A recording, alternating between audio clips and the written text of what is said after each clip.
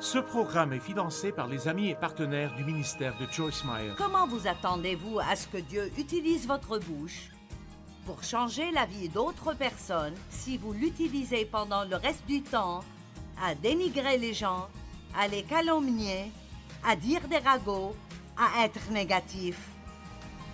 Allez!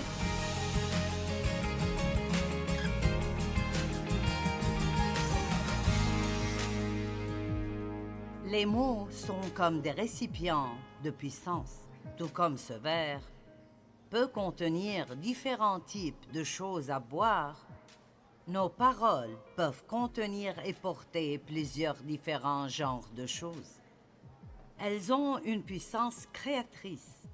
Dieu a dit que la lumière soit et la lumière fut. Dieu a tout créé avec des paroles, donc les mots ont de la puissance créatrice. Dieu n'a pas pensé que la lumière soit et la lumière fut. Il a dit que la lumière soit et la lumière fut. Nous le voyons tout au début de la Bible. Ce que je pense être un modèle de comment faire les choses. Donc, votre bouche peut être remplie de puissance créatrice que vous pouvez déclarer sur votre propre vie, la vie des personnes que vous aimez, votre ville, le monde. De votre bouche, vous pouvez parler contre l'ennemi. Vous pouvez arrêter son travail en déclarant la parole de Dieu. Le diable a parlé à Jésus. Et la Bible dit dans Luc 5, le diable a dit à Jésus, et Jésus a dit au diable, et il lui disait un verset de l'Écriture. Je ne sais pas combien d'entre vous répondent au diable, mais si on ne vous a jamais dit de le faire, vous devriez commencer à répondre. Il vous parle. Répondez, tout comme vos enfants vous répondent. Répondez à l'ennemi. Je ne veux pas que vous oubliez ce que je dis. Vous avez la capacité de déclarer des paroles créatrices puissantes sur votre vie, sur la vie de ceux que vous aimez. Mais vous pouvez aussi déclarer des paroles destructrices, des choses négatives sur vous-même, votre avenir. Soyez prudent quand vous parlez de votre avenir. Prophétisez votre avenir. Déclarez ce que vous voulez voir arriver et ce dont Dieu dit que ça arrivera au lieu de simplement parler, d'avoir peur que les choses vont rester telles quelles. Amen? Très bien. Proverbe 10, 19.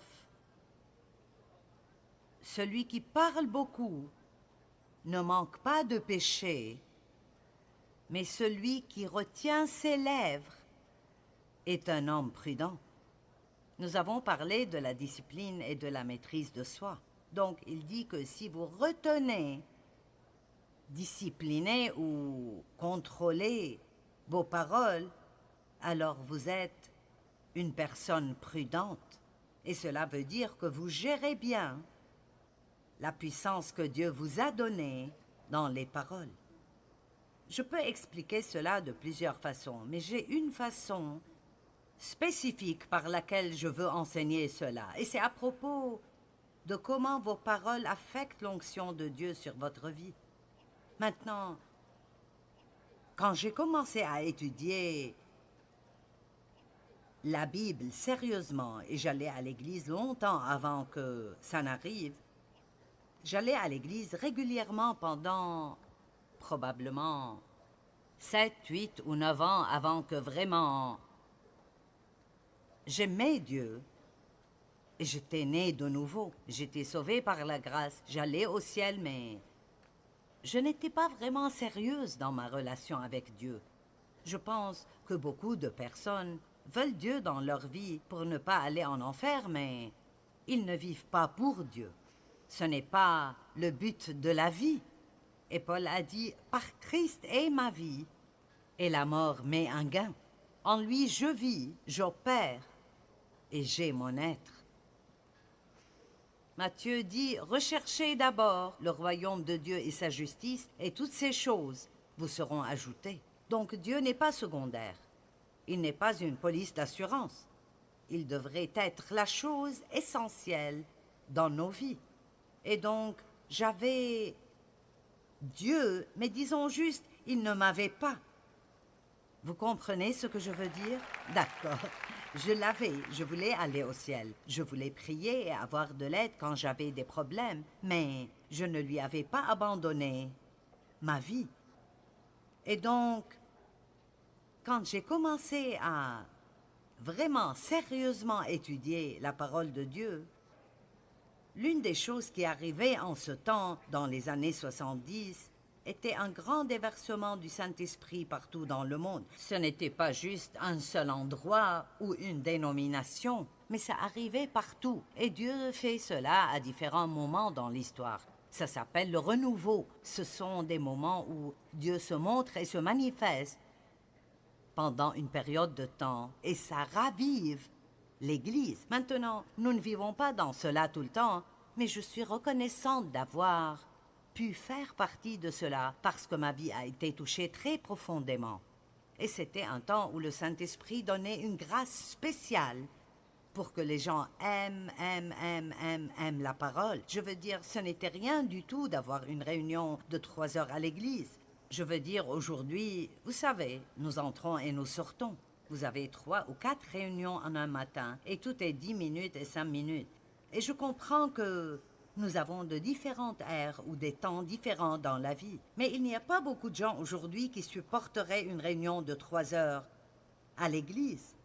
Et donc, c'était des temps spéciaux et il y avait une onction spéciale. Et ce n'était rien d'aller pendant une semaine à des camps de réunion où vous alliez à l'église 3 fois par jour, 7 jours de suite.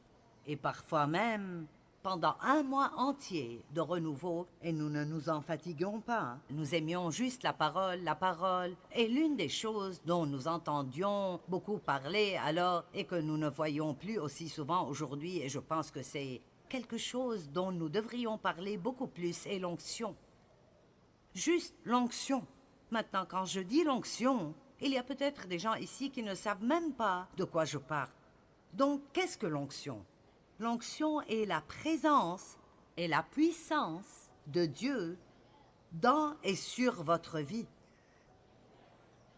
Et très souvent, nous sommes moins pour certaines choses. Donc, il y a l'onction générale sur nos vies en tant que croyants, mais Dieu peut nous oindre pour des choses spéciales. Je suis ointe en tant qu'enseignante biblique. Ça veut dire que Dieu m'a appelée et m'a équipée pour faire cela. Maintenant, l'onction est très importante et tout ce que Dieu nous donne nous est donné gratuitement. Jésus a payé pour cela, mais d'une certaine manière, ce n'est pas gratuit. Je crois qu'il y a certaines choses que nous pouvons faire qui arrêteront l'onction et il y a certaines choses que nous pouvons faire qui augmenteront l'onction. J'ai entendu un ministre dire que s'il voulait augmenter l'onction sur sa vie avant de prêcher, s'il sentait qu'il ne ressentait pas la présence de Dieu assez fort, il passerait du temps en plus à lire la parole et l'onction sur sa vie augmentait. Peut-être qu'un peu de prière ferait que l'onction sur votre vie augmente. Mais si vous ne savez pas ce qu'est l'onction ni combien elle est importante, alors vous faites peut-être des choses qui arrêtent l'onction sur votre vie sans même réaliser que vous le faites. Et l'une des choses que vous découvrez définitivement, et je vais le prouver, est que dire des paroles fausses arrêtera l'onction sur votre vie. Une autre chose qui arrêtera l'onction est de maltraiter les gens. Dieu est très attentif à comment nous traitons ses enfants. Il n'aime pas que nous maltraitions les gens. Il n'aime pas quand nous disons du mal des gens ou commençons des rumeurs, des ragots ou les calomnions. En fait, je pense que c'est l'une des choses les plus dangereuses que nous puissions faire. Et nous devrions avoir plus de sagesse et de peur révérentielle sur comment nous traitons les gens et comment nous leur parlons et comment nous parlons d'eux. Est-ce que vous êtes vraiment d'accord? Donc, ça m'a pris beaucoup de temps pour arriver là, mais j'ai une peur révérentielle de maltraiter les gens. Et si je passe une mauvaise journée et je maltraite quelqu'un, ça ne prend que 5 secondes pour que le Saint-Esprit me donne une bonne fessée spirituelle. Et je retourne rapidement pour m'excuser. Par exemple, je ne viendrais pas ici pour essayer de prêcher si j'étais en colère contre quelqu'un. Je ne le ferai absolument pas parce que je crois que ça affecterait et arrêterait l'onction sur ma vie. Et je sens que c'est la chose principale que j'ai, l'onction de Dieu. Des milliers de personnes ne viendraient pas se réunir dans un bâtiment un week-end à écouter quelqu'un parler s'il ne disait pas quelque chose qui a vraiment une influence ou un effet sur leur vie. Maintenant, vous ne savez peut-être pas vraiment ce qu'est l'onction, mais ça veut dire que je suis ici à prêcher, mais c'est en fait Dieu qui m'utilise pour vous parler. Et donc les paroles que je dis ont un effet sur vous que parfois vous ne comprenez pas et ne captez pas. Maintenant, deux personnes peuvent prêcher le même message. Ils pourraient dire les mêmes mots, et si l'un d'entre eux n'est pas oint, ou peut-être qu'ils essayent de faire cela et ils ont toutes sortes de saletés dans leur vie, et donc il n'y a pas d'onction là, ça peut presque vous endormir. Et vous n'êtes pas intéressé par ce qu'il dit, ça ne vous touche pas, et vous ne vous souvenez de rien. Mais quelqu'un qui marche intimement avec Dieu, il n'est pas parfait, personne n'est parfait. Mais il se repent quand il a fait quelque chose de mal, il essaye de faire attention à comment il vit. Il vit pour plaire à Dieu. Vous savez qu'il y a une différence entre simplement parler et être sérieux. À ce sujet, eh bien, cette personne peut porter une onction très forte sur sa vie. Et ce qu'il dit peut littéralement pénétrer au-delà de votre cerveau et aller dans votre cœur, et vous n'obtenez pas de l'information, mais une révélation. Il y a une différence entre quelqu'un qui vous donne des informations et quelqu'un qui vous donne quelque chose comme « Je comprends. Je comprends. » Comment serait-ce possible que quelqu'un allume accidentellement la télévision au milieu de la nuit et quand il essaye de l'éteindre, il voit un certain prédicateur qui dit quelque chose et il dit ensuite « Ça a changé ma vie. » Comment changez-vous une vie? Avec une phrase. Eh bien, Dieu peut faire tout ce qu'il veut. Et il cherche des personnes à utiliser qui vivront leur vie de sorte qu'ils porteront une onction très forte sur leur vie. C'est intéressant d'entendre les gens essayer de parler de l'onction alors qu'ils ne comprennent pas ce que c'est. Nous avons vu des gens dire des choses comme « Je suis allé à cette réunion et je ne sais pas l'expliquer. » Mais il y avait quelque chose dans la salle qui n'était comme rien de ce que j'ai ressenti de ma vie. Eh bien, vous savez, c'est bien d'avoir une personne ointe, mais quand vous êtes dans une salle pleine de personnes ointes, allons maintenant. Parce que voici la vérité. En tant que chrétiens, nous sommes tous oints par Dieu. Allez, il y a une onction qui est sur vous. C'est pourquoi la Bible dit « Mettez les mains sur les malades et ils seront guéris ». Eh bien, comment mettre vos mains sur quelqu'un et prier pour eux affecterait quoi que ce soit? Eh bien, l'onction est en fait tangible et peut être ressentie et transférée. Donc, nous devrions faire plus de ce que la Bible dit que nous le faisons. Salut!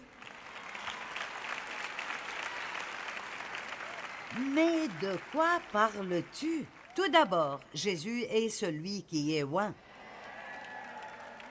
Donc, il a été oint par son Père.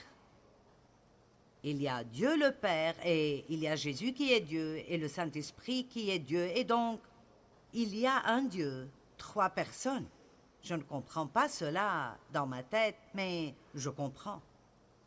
Et nous pouvons communier et avoir une relation avec toutes les 3 personnes de Dieu et chacun fait quelque chose de spécifique pour nous. Quand Jésus est monté au ciel, il ne nous a pas laissés seuls.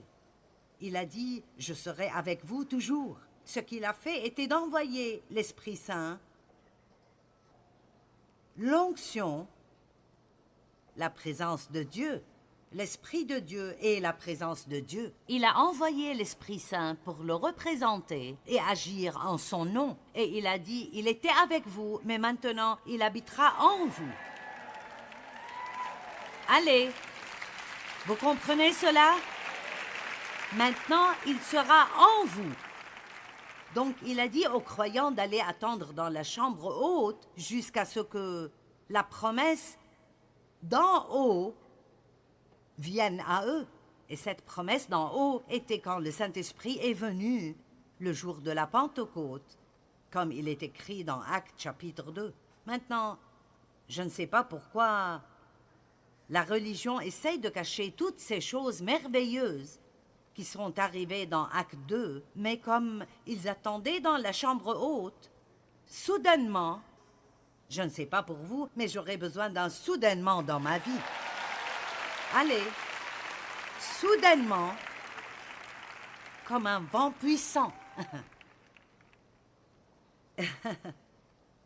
Et il dit que des langues de feu sont apparues et sont venus sur chacun d'entre eux, et ils ont tous commencé à parler en langue, en différentes langues, des langues étrangères, comme l'Esprit dirigeait leurs mots. Maintenant, je ne vais pas faire un enseignement sur le fait de parler en langue et effrayer ceux qui pensent que ça vient du diable.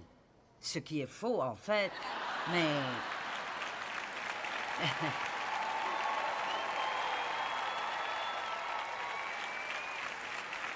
Écoutez, si vous n'avez pas fait l'expérience de quelque chose, ça ne veut pas dire que ce n'est pas réel.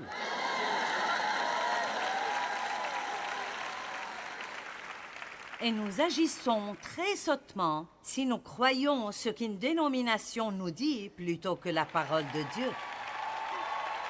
Amen. Maintenant, alors, l'essentiel est que la première chose que Dieu a faite était de toucher leur langue. Est-ce que vous êtes là aujourd'hui? J'ai dit, la première chose que Dieu a faite était de toucher leur bouche. Il a mis le feu dans leur bouche. Eh bien, ils agissaient visiblement bizarrement parce qu'il était 10 heures du matin et tout le monde pensait qu'ils étaient ivres. Ce qui me dit qu'un chrétien vraiment rempli de l'esprit et de son feu peut agir un peu bizarrement de temps en temps.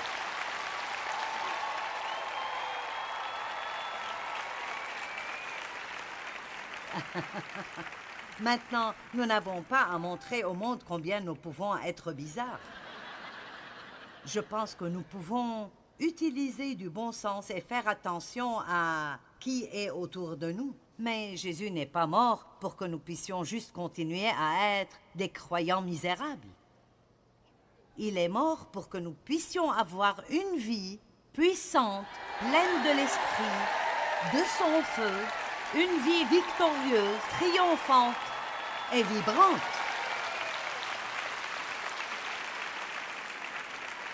Et si vous connaissez vraiment Dieu comme il veut que vous le connaissiez, vous ne pouvez pas être fatigué de la chrétienté. Et l'une des choses que Jésus a faites quand il a envoyé le Saint-Esprit est qu'il a amené des cadeaux avec lui. Il a amené des dons puissants avec lui. Il y en a 9 spécifiquement. Il y a 9 fruits de l'Esprit et 9 dons de l'Esprit. Et les deux sont aussi importants l'un que l'autre. Je ne conseille pas de mettre les dons avant les fruits parce qu'honnêtement, je connais des gens avec des dons qui n'ont pas de fruits et ils sont vraiment embarrassants, vous savez. Et ce n'est pas ce que nous voulons. Mais Dieu nous donne des paroles de connaissance, des paroles de sagesse, le discernement des esprits et c'est si important. Ah, vous devriez prier pour le discernement. La Bible dit que nous devons prier pour rechercher et poursuivre les dons de l'esprit.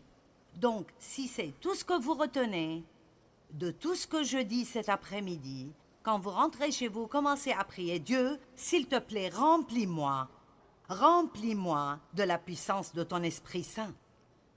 Priez chaque jour pour que Dieu vous remplisse de l'Esprit Saint, parce que nous avons besoin d'être toujours remplis de l'Esprit Saint. Je ne veux pas une expérience d'une fois avec Dieu pour le reste de ma vie. J'ai besoin d'une nouvelle expérience chaque jour. C'est pour cela que je sors du lit le matin et je vais passer du temps avec Dieu. Et si nous agissions comme si nous voulions désespérément Dieu, nous ne serions pas si désespérés dans nos circonstances tout le temps. Et au moins, nous pouvons sortir du lit 15 minutes plus tôt pour dire « Dieu, je ne vais pas continuer cette journée sans être touché par toi, et donc je veux que tu me touches aujourd'hui. » Voulez-vous porter une onction sur votre vie? Une onction va juste. Eh bien, les gens sauront tout simplement, il y a quelque chose en toi. Je ne sais pas ce que c'est, mais il y a juste quelque chose. Et ils aimeront être avec vous. Vous aurez de la faveur. Vous saurez des choses sans savoir comment vous les savez. Vous aurez la bonne réponse au bon moment. Si quelqu'un a un mauvais esprit en lui et il essaye d'être ami avec vous et il a une mauvaise motivation, c'est là que vient le don du discernement. Vous direz, je dois m'assurer de cette personne.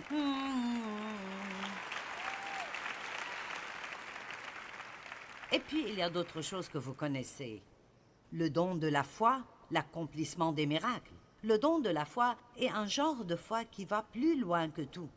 À chaque personne est donnée une mesure de foi, mais le don de la foi va plus loin que cela. C'est comme une foi dont vous ne comprenez même pas pourquoi vous l'avez. Et je crois que Dieu a donné à Dave et moi un don de foi pour sortir et faire ce que nous avons fait quand nous avons commencé ce ministère. Et ce que je fais est absolument incompréhensible si vous saviez d'où je viens, mon niveau d'éducation et dans quel état j'étais quand Dieu m'a appelé à faire cela. Je veux vous dire ceci. Si Dieu peut parler à un prophète à travers un âne, il peut vous utiliser et il peut m'utiliser. Amen. Comment vous attendez-vous à ce que Dieu utilise votre bouche pour changer la vie d'autres personnes si vous l'utilisez pendant le reste du temps à dénigrer les gens, à les calomnier, à dire des ragots, à être négatif? Allez! Nos paroles ont beaucoup à faire avec l'onction sur nos vies et il y a d'autres dons. La prophétie, les langues, l'interprétation de langues. Quand nous parlons des langues, tout le monde commence.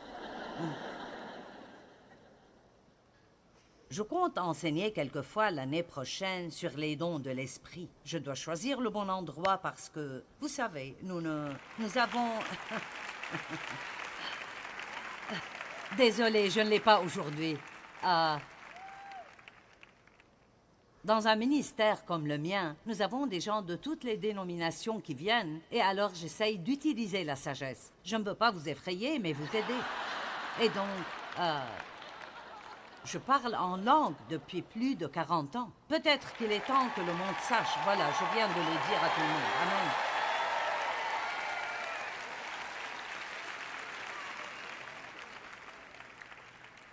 Vous dites, je ne comprends pas. Moi non plus. Mais la Bible dit que quand vous parlez en langue, vous vous édifiez et vous vous fortifiez dans la foi. Amen. Et donc, c'est un don surnaturel. Vous ne pouvez pas expliquer les choses surnaturelles. Et donc, il y a certaines personnes qui essayent de dire que ces dons ont disparu avec la première Église. Eh bien, s'ils en avaient besoin, nous en avons besoin aussi. Je veux dire, mon Dieu, et il n'y a rien dans la Bible qui dit qu'ils ont disparu avec la première Église. La Bible dit dans 1 Corinthiens 13 que quand ce qui est parfait sera venu, Mike met d'en bas, quand ce qui est parfait sera venu, ce qui est partiel sera inutile. Et le seul parfait que je connaisse est Jésus et il n'est pas encore revenu. Et donc, nous avons besoin de toute l'aide que nous pouvons avoir. Jusqu'alors, j'ai besoin de la puissance surnaturelle de l'Esprit Saint pour vivre au-dessus de la corruption qui est dans le monde et garder ma joie. Amen.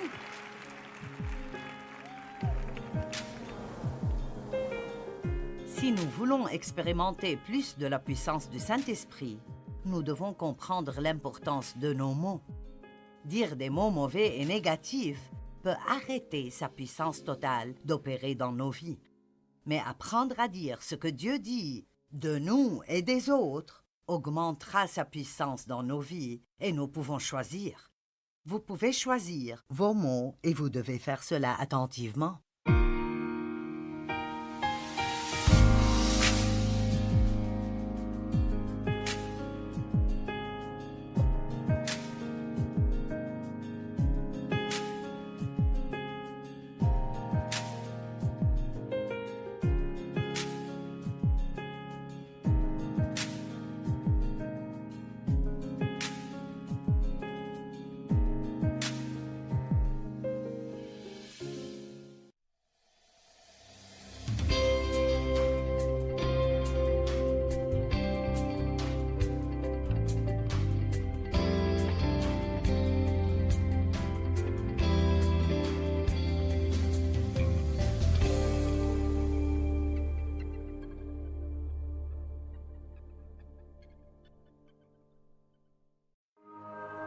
Ce programme est financé par les amis et partenaires du ministère de Joyce Meyer. Je ne pense pas que nous comprenons.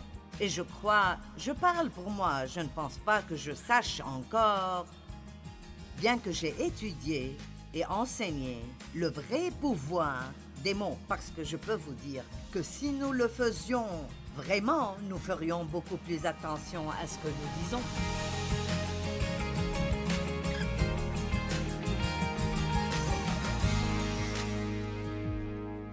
Comment vous attendez-vous à ce que Dieu utilise votre bouche pour changer la vie d'autres personnes si vous l'utilisez pendant le reste du temps à dénigrer les gens, à les calomnier, à dire des ragots, à être négatif? Allez! Nos paroles ont beaucoup à faire avec l'onction sur nos vies et il y a d'autres dons. La prophétie, les langues, l'interprétation de langues. Quand nous parlons des langues, tout le monde commence. Je compte enseigner quelquefois l'année prochaine sur les dons de l'esprit. Je dois choisir le bon endroit parce que, vous savez, nous avons... Désolée, je ne l'ai pas aujourd'hui. Dans un ministère comme le mien, nous avons des gens de toutes les dénominations qui viennent, et alors j'essaye d'utiliser la sagesse. Je ne veux pas vous effrayer, mais vous aider. Et donc, je parle en langue depuis plus de 40 ans. Peut-être qu'il est temps que le monde sache. Voilà, je viens de le dire à tout le monde. Amen.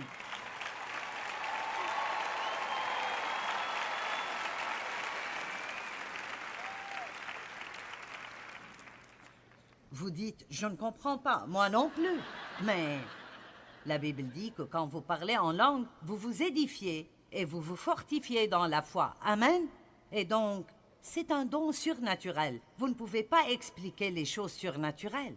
Et donc, il y a certaines personnes qui essayent de dire que ces dons ont disparu avec la première Église. Eh bien, s'ils en avaient besoin, nous en avons besoin aussi. Je veux dire, mon Dieu, et il n'y a rien dans la Bible qui dit qu'ils ont disparu avec la première Église. La Bible dit dans 1 Corinthiens 13 que quand ce qui est parfait sera venu, Mike Med en bas, quand ce qui est parfait sera venu, ce qui est partiel sera inutile. Et le seul parfait que je connaisse est Jésus et il n'est pas encore revenu. Et donc, nous avons besoin de toute l'aide que nous pouvons avoir. Jusqu'alors, j'ai besoin de la puissance surnaturelle de l'Esprit Saint pour vivre au-dessus de la corruption qui est dans le monde et garder ma joie. Amen.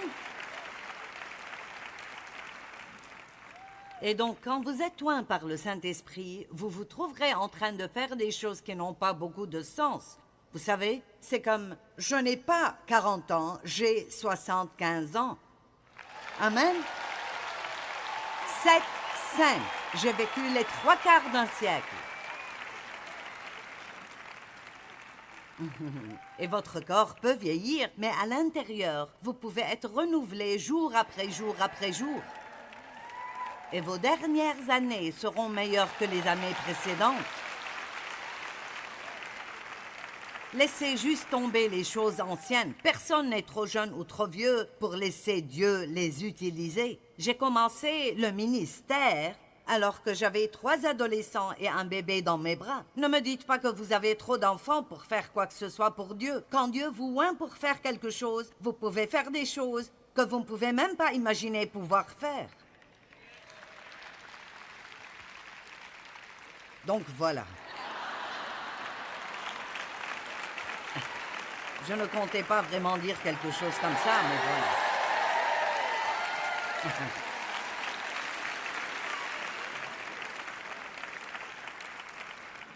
Nous avons besoin que l'onction de Dieu vienne sur nous aujourd'hui. Amen. Et comment allez-vous même savoir comment demander si vous ne savez pas quoi demander? Nous avons besoin de la présence de Dieu dans nos vies. Nous avons besoin de sa puissance dans nos vies. Je suis si fatiguée des chrétiens tristes, misérables, des chrétiens râlants, des chrétiens grognons et qui se plaignent. Amen.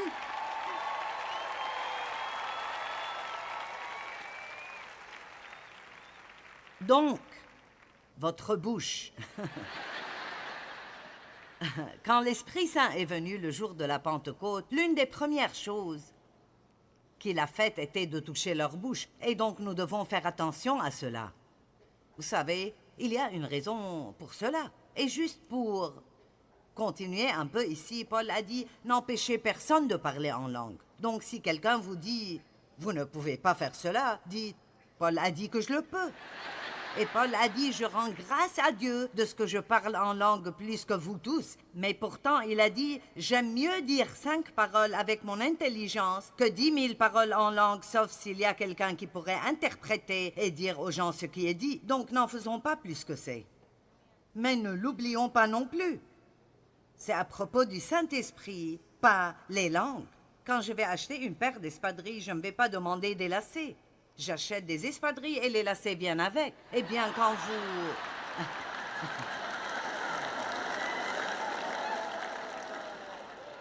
Oh, mon Dieu, je me cause tant de problèmes ici. Quand vous recherchez le Saint-Esprit, il vous donnera des dons à utiliser pour le bien et le bénéfice de tous, comme il le détermine et le désire. Amen. Et donc, vous n'avez vraiment pas à faire des dons plus qu'ils ne sont vraiment. Recherchez le Saint-Esprit, recherchez Dieu, et vous marcherez dans ce pouvoir surnaturel et disposerez de tout ce dont vous avez besoin pour faire tout ce que Dieu vous demande de faire. Amen. Très bien. Alors, laissez-moi dire ceci. Si vous êtes assis là et que vous vous dites « J'aurais aimé savoir de quoi tu parles, mais je n'ai aucune idée. Je me sens aussi perdu que possible. » J'ai un livre.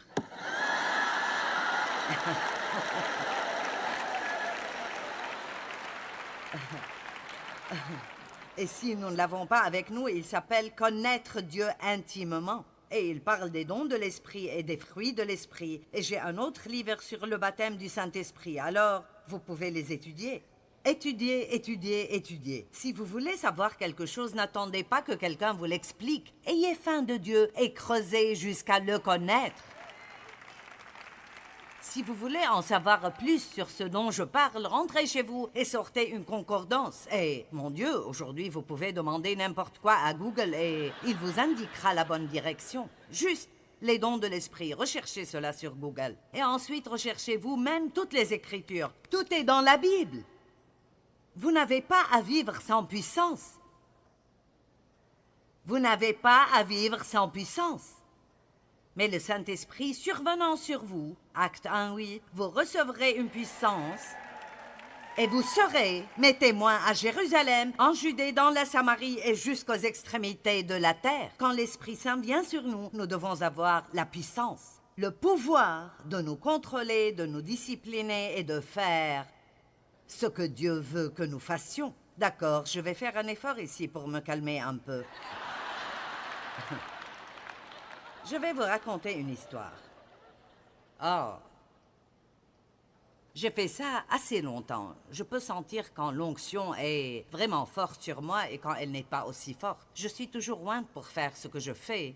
Mais il y a des moments où l'onction est si forte, où la présence de Dieu est si forte, que je me sens comme si je volais ici. Je veux dire, je n'ai aucune idée de ce que la prochaine chose qui sortira de ma bouche sera, mais ça n'arrête pas de sortir. Et cela semble aider les gens, alors c'est comme ça que nous procédons. Et donc, si je manque ça, parce que je ne suis pas une bonne oratrice publique qui a suivi beaucoup de cours d'oraison, j'avais une grande bouche et Dieu a décidé de l'utiliser. Amen. J'ai toujours été une assez bonne communicatrice. Je peux faire passer mon message. Et c'est ce qui importe.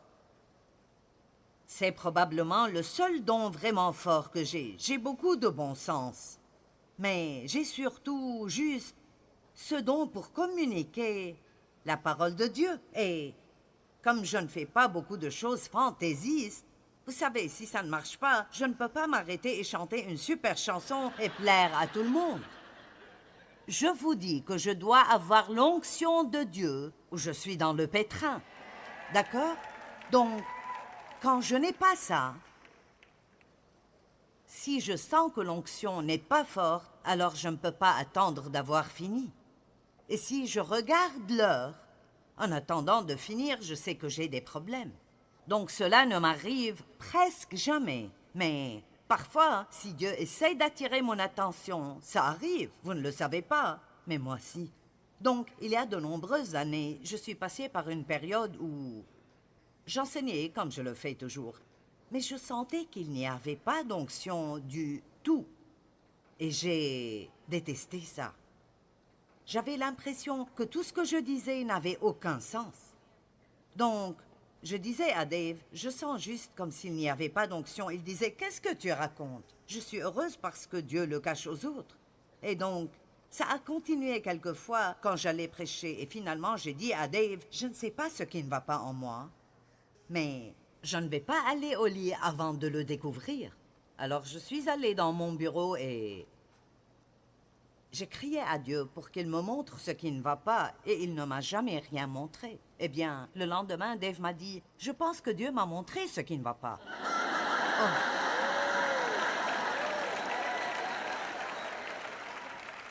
Ne détestez-vous pas absolument quand Dieu fait cela? Je ne veux pas que tu lui dises ce qui ne va pas. Je veux que tu me dises ce qui ne va pas et que ça reste entre toi et moi. Eh bien, dès qu'il a dit cela, je sentais déjà, « Oh oui, tu sais ce qui ne va pas, tu vas me dire ce qui ne va pas. » Alors j'ai dit, « Bien, d'accord, qu'est-ce que c'est? » Et il a dit, « Tu te souviens de l'autre jour quand tu parlais de tel ou tel? Et c'est en fait un prédicateur que je connais. Et tu as dit des choses pas très bonnes à propos de sa prédication. » Comme je pensais qu'il allait dans tellement de directions différentes sans jamais vraiment finir son propos. Eh bien, Dave était d'accord. Mais Dieu n'avait pas affaire à lui. Et puis, non seulement il n'a pas traité avec Dave à ce sujet, mais il a dit à Dave que c'était mon problème. Je sais que cela a l'air drôle maintenant, mais ce n'était pas drôle alors. Et donc, je suis devenue vraiment furieuse et je suis retournée dans ma chambre. Et ainsi, ça a pris quelques jours, mais Dieu m'a conduit à ces écritures dans Jacques 3, 1 à 10, que je vais vous lire. Ne soyez pas nombreux à enseigner. Vous le savez, nous qui enseignons, nous serons jugés plus sévèrement. Donc, je vais vous lire le reste de ceci pour un autre but. Mais l'essentiel est que j'avais réellement fait une très mauvaise chose en tant qu'enseignante de la parole de Dieu, en disant quelque chose de dégradant à propos d'une autre personne enseignant la parole de Dieu. Si vous voulez avoir des ennuis, il vous suffit d'aller juger quelqu'un qui fait la même chose que vous.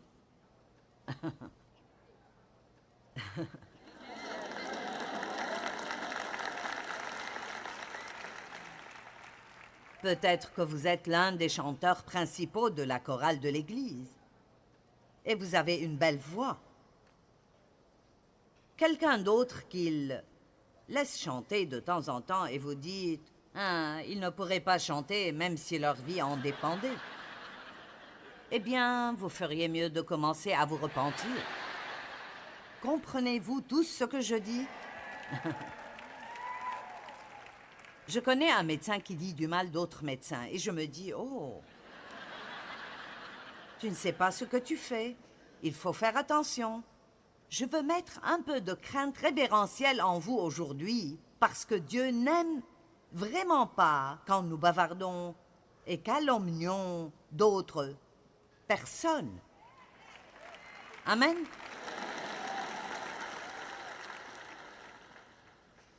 Alors, j'ai compris. Je veux dire, j'ai entendu Dieu. Je ne l'ai fait qu'une autre fois dans ma vie, quelques années après. Même type de situation, même résultat. Parfois, Dieu doit nous apprendre des choses plusieurs fois. Ne soyez pas nombreux à enseigner. Nous qui enseignons serons jugés plus sévèrement. Car chacun de nous commet des fautes. Celui qui ne commet jamais de faute dans ses paroles est un homme parfait capable de se maîtriser. Alors, waouh, quelle déclaration! Si quelqu'un peut contrôler sa bouche, il peut contrôler toute autre chose dans sa vie. Quand nous mettons un mors dans la bouche des chevaux pour qu'ils nous obéissent, nous dirigeons aussi tout leur corps. 2 exemples ici. Un mors n'est qu'un tout petit morceau de métal. Mais ce cheval qui peut peser jusqu'à 700 ou 800 kilos peut être contrôlé avec ce tout petit morceau de métal. Donc il dit que la direction de votre vie entière peut être contrôlée par cette toute petite chose qui est votre langue et les mots que vous dites. Est-ce que quelqu'un a besoin de ça aujourd'hui? Bien. Deuxièmement, pensez encore aux grands bateaux. S'ils sont poussés par des vents violents, il suffit d'un tout petit gouvernail pour les diriger au gré du pilote. Ainsi, le capitaine du navire peut se tenir dans une partie du navire et à la barre donner une direction à ce navire gigantesque avec un petit gouvernail que personne ne peut même voir. Je ne pense pas que nous comprenons. Et je parle pour moi, je ne pense pas que je sache encore, bien que j'ai étudié et enseigné le vrai pouvoir des mots, parce que je peux vous dire que si nous le faisions vraiment, nous ferions beaucoup plus attention à ce que nous disons. Amen.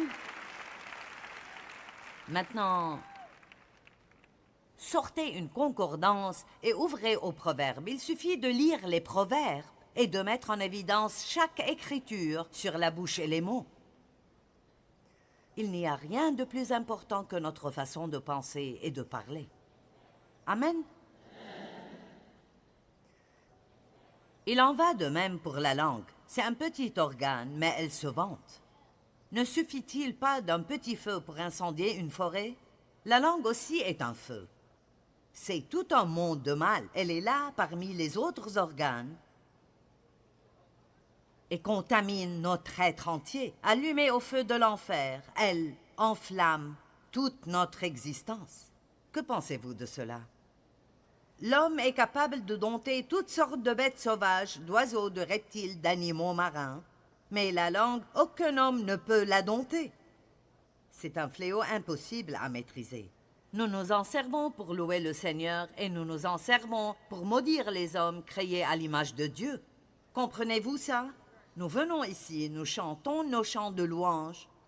J'aime cette chanson, notre défenseur. Tout ce que nous faisons, c'est nous prosterner et l'adorer, et nous aimons cette chanson.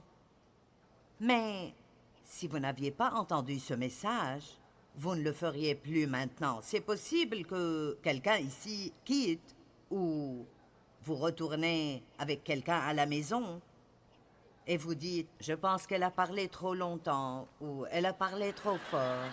Vous savez, vous savez, peu importe. Nous allions à l'église et ensuite, nous allions déjeuner et invitions le pasteur à déjeuner. C'était un déjeuner où on s'amusait à bavarder à propos de tout le monde à l'église. Mais personne ne m'avait jamais dit ce que je vous dis ici aujourd'hui. Est-ce que quelqu'un croit ce que je dis? Amen.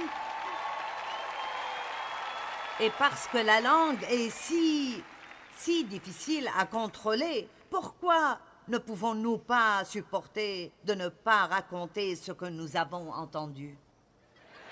Surtout si c'est une mauvaise chose. Laissez-moi vous lire ceci, c'est vraiment bien. Dans la Grèce antique, Socrate était réputé pour tenir le savoir en haute estime. Un jour, quelqu'un dit au philosophe, « Sais-tu ce que je viens d'entendre au sujet de ton ami ?» Socrate répondit, « Avant de me dire quoi que ce soit, j'aimerais que tu passes un petit test. Je l'appelle le test du triple filtre. » Triple filtre? Exact, continua Socrate. Avant de me parler de mon ami, prenons un petit moment pour filtrer ce que tu vas dire. C'est pourquoi c'est le test du triple filtre. Le premier filtre est la vérité. Est-ce que tu es absolument certain que ce que tu es sur le point de me dire est vrai? Non, dit l'homme, c'est quelque chose que j'ai entendu. D'accord, dit Socrate, donc tu ne sais même pas si c'est vrai ou pas. Essayons maintenant le deuxième filtre, le filtre de la bonté. Est-ce que ce que tu vas me dire sur mon ami est une bonne chose? Non, c'est en fait le contraire. Socrate dit, tu veux me dire quelque chose de mauvais à son sujet, mais tu n'es même pas sûr que ce soit vrai. Tu peux quand même réussir le test, car il ne reste qu'un filtre, le filtre de l'utilité. Est-ce que ce que tu veux me dire à son sujet va m'être utile? Non, pas vraiment. Eh bien, conclut Socrate, si ce que tu veux me dire n'est pas vrai, n'est pas bon, et même pas utile, alors pourquoi même me le dire?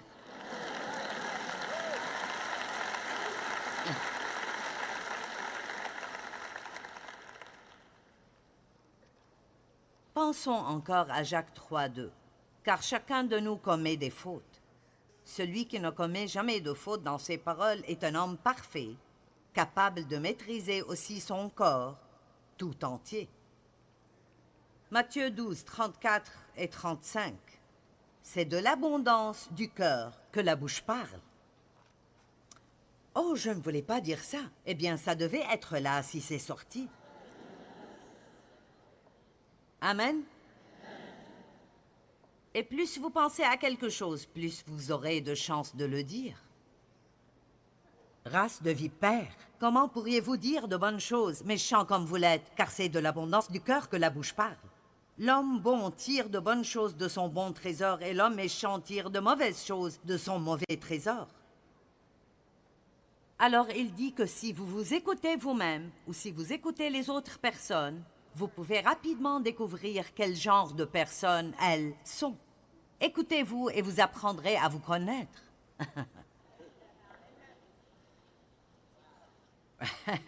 Ouais, waouh, c'est à peu près tout ce que vous pouvez dire à ce sujet.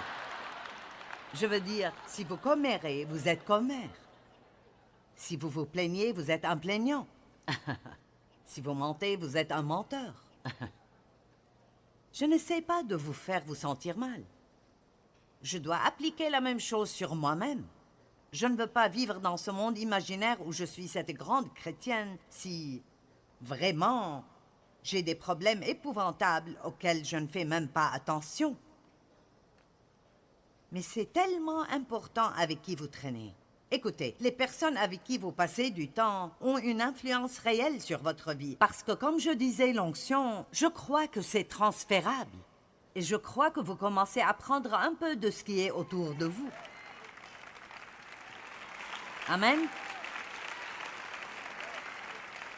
Cela arriverait avec votre pasteur ou quelqu'un que vous écoutez beaucoup. Les gens qui m'écoutent beaucoup, comme peut-être tous les matins pendant qu'ils se rendent au travail, et ils le font depuis des années, Il ne faut pas longtemps et vous entendrez quelqu'un dire « Tu parles comme Joyce Meyer ». Ou votre mari pourrait dire « Tu commences à agir comme cette dame à la télévision ». C'est vrai, ce que vous fréquentez souvent, vous commencez à lui ressembler. Donc, vous devez faire attention avec qui vous passez du temps, car ces gens-là vous influencent. Ne traînez pas avec des personnes négatives, grincheuses, grognons, bavardants ou calomniants. Amen.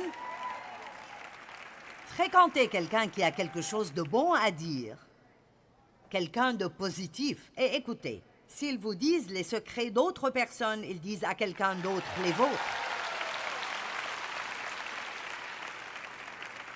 Ô Dieu, nous prions pour que tu touches nos langues avec ce feu sacré.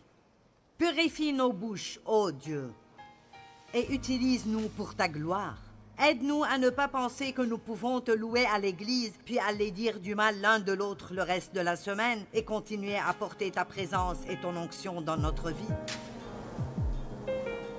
Si nous voulons avoir plus de la puissance du Saint-Esprit dans nos vies, nous devons comprendre l'importance de nos paroles. Dire des paroles fausses ou négatives peut empêcher son pouvoir de fonctionner dans nos vies. Mais apprendre à dire ce que Dieu dit de nous et des autres augmentera son pouvoir dans nos vies et nous aurons le choix. Vous savez, vous pouvez choisir vos mots et vous devez le faire avec soin.